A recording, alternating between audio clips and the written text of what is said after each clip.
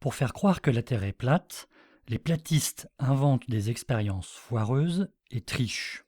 Face à l'évidence de la courbure de l'eau du lac Pontchartrain, c'est exactement ce qu'a fait Karen B, la Marie Parent américaine, fausse pétroleuse mais vraie mégère, et surtout vraie tricheuse. Observez bien la vidéo qui suit et qui est censée prouver que la courbure de la surface du lac Pontchartrain est un effet d'optique dû au tracé courbe de la ligne des pylônes électriques. Il y a un biais expérimental et un geste qui prouvent que Karen B sait qu'elle triche. Pour le plaisir, j'ai ajouté la voix des Wanenki alors qu'il mentionne cette observation et la gobe sans rien voir du tour de passe-passe qui s'opère pourtant sous ses yeux. Ça a été débunké, ça c'est super bon, c'est génial ça. C'est un effet de perspective et d'optique, c'est été démontré. Il y a une vidéo, je crois que vous l'avez tous peut-être vue, c'est que tu vois, c'est une femme, la voix d'une femme qui justement fait l'expérience sur sa table.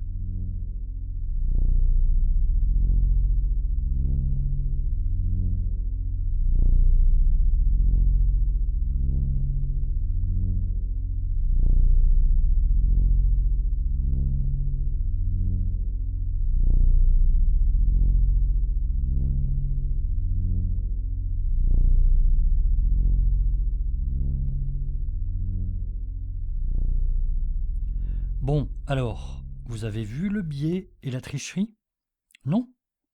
Pour vous aider, j'ai refait l'expérience en contrôlant tous les paramètres, en évitant le biais et en ne faisant pas le geste qui prouve la tricherie. C'est bon? Vous avez compris maintenant? Je vous explique. J'ai d'abord vérifié que ma table est plane. Elle l'est presque.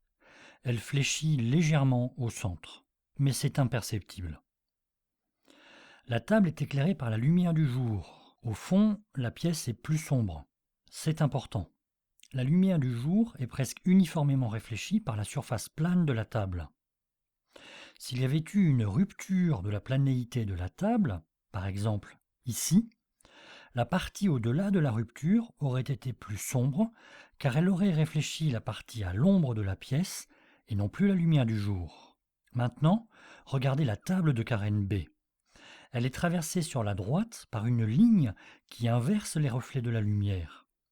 Il s'agit d'une rupture de la planéité qui modifie l'angle d'incidence de la lumière et donc la réflexion de cette lumière. Au-delà de cette ligne de rupture, le plan de la table plonge.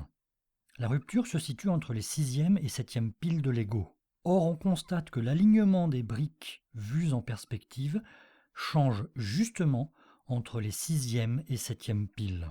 Sur ma propre expérience, tout est nickel. La table est uniformément éclairée, et que les piles soient alignées ou disposées en arc de cercle, les alignements de briques vues en perspective sont réguliers.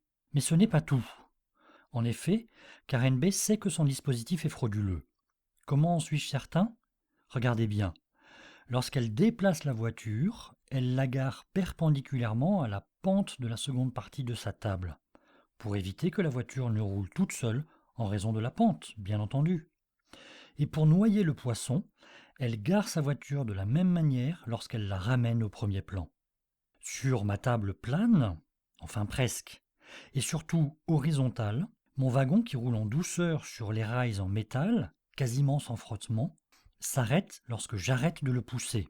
Enfin presque, car la table n'est pas parfaitement plane. Il s'arrête au bout d'une seconde ou deux, et il reste à l'arrêt.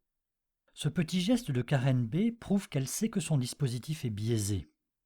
Maintenant que le biais et la tricherie sont écartés, lorsque je refais l'expérience de façon rigoureuse, je peux prouver que si je dispose des pylônes en arc de cercle sur une surface plane, et si je place la caméra au niveau de la table, la base des pylônes dessine une ligne droite qui suit exactement le plan de la table. Toute l'argumentation des platistes américains comme francophones tombe à l'eau. La courbure n'est pas un effet d'optique dû à la perspective, elle est le résultat d'une expérience intentionnellement faussée. Au lac Pontchartrain, la base des pylônes épouse une ligne courbe parce que la surface de l'eau épouse elle-même la courbure de la Terre. Et que fait Valdemar pendant ce temps? Fait-il des expériences?